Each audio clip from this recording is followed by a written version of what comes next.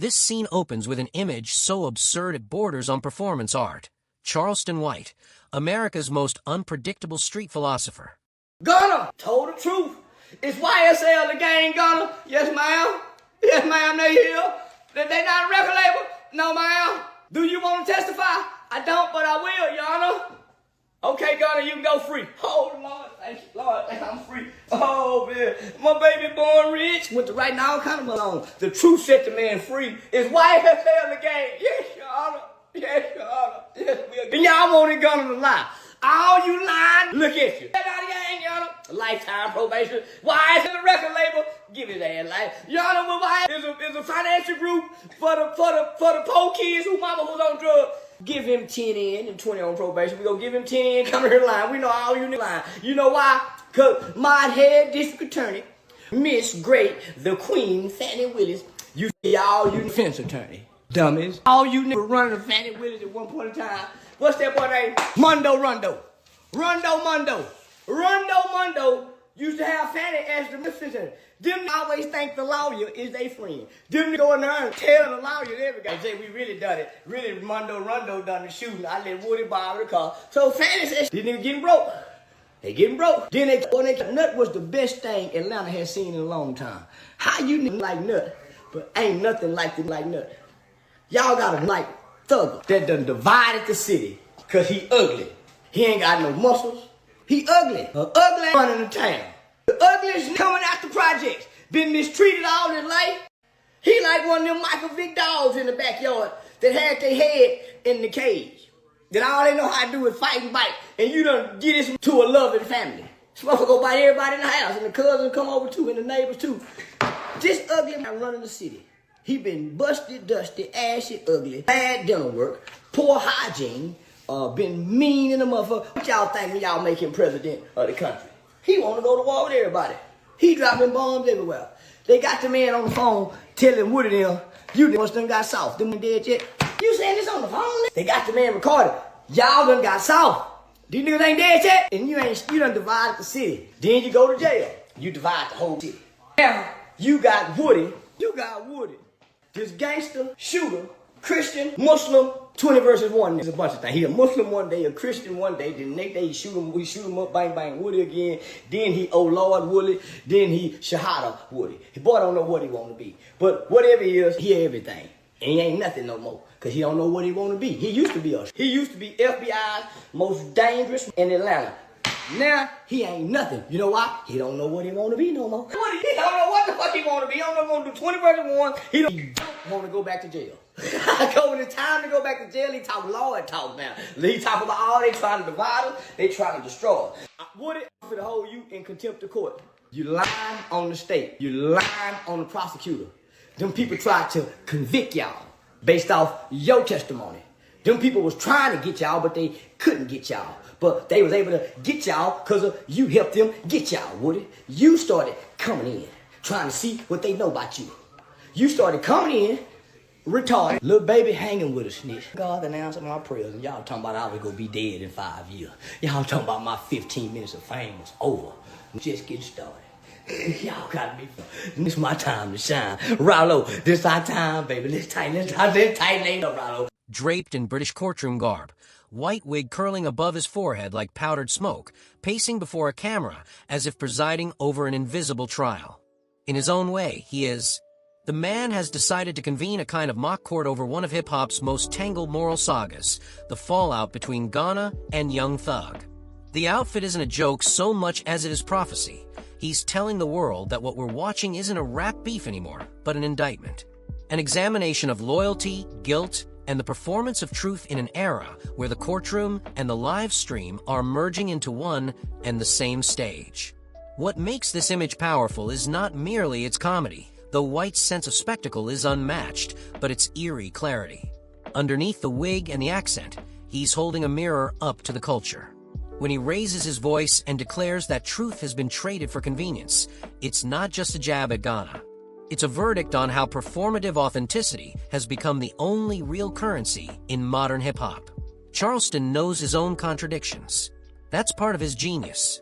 He'll sermonize about righteousness 1 minute, then throw gasoline on someone's name the next. But behind his chaos lies a method to provoke people into seeing the ridiculousness of their idols. In this act, dressed like a colonial judge, he isn't simply mocking.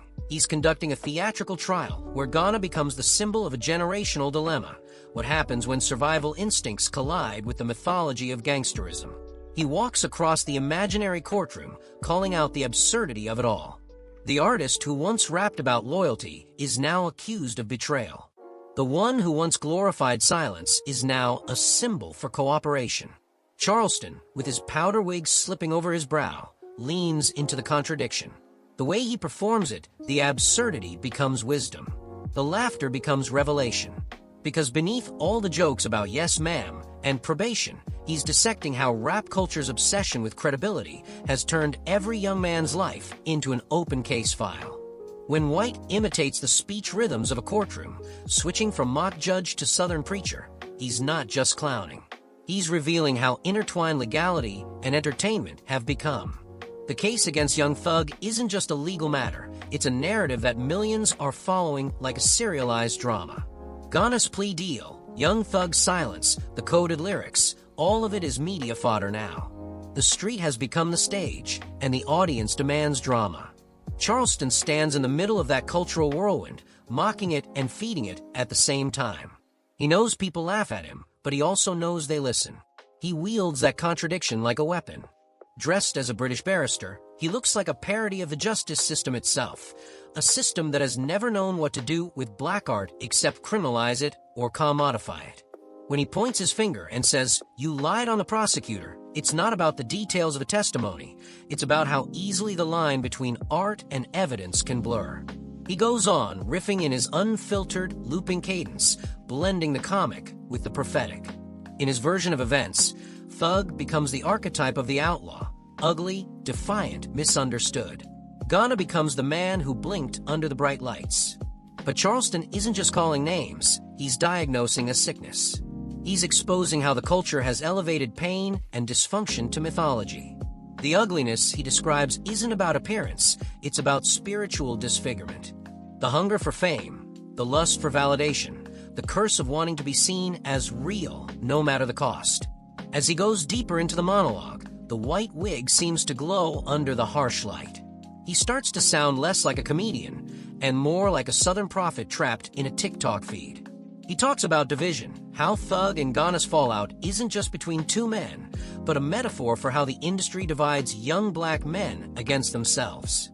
The money, the attention, the labels, all of it disguised as freedom, but functioning as invisible handcuffs. Charleston's courtroom becomes a parody of America's moral confusion. The defense attorney is clueless, the witness is unreliable, and the jury, made up of internet commenters, already convinced of guilt.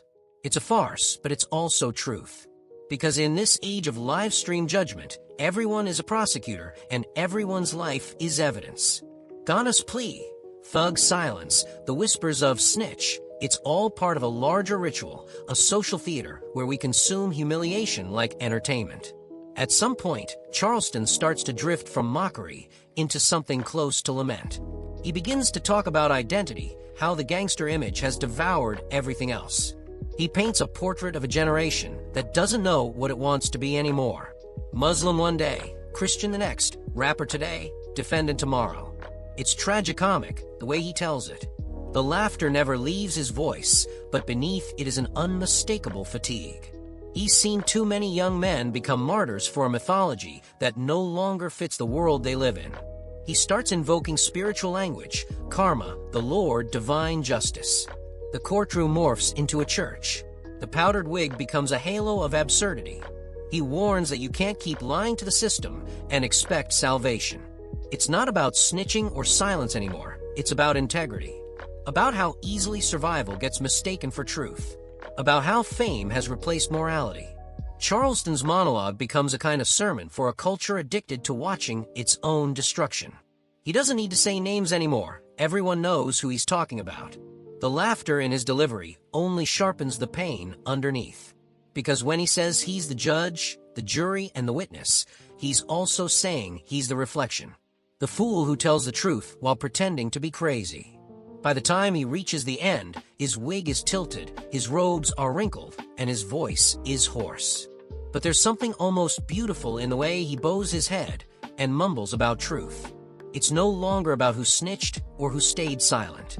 It's about the tragedy of watching a culture confuse loyalty with silence and redemption with denial.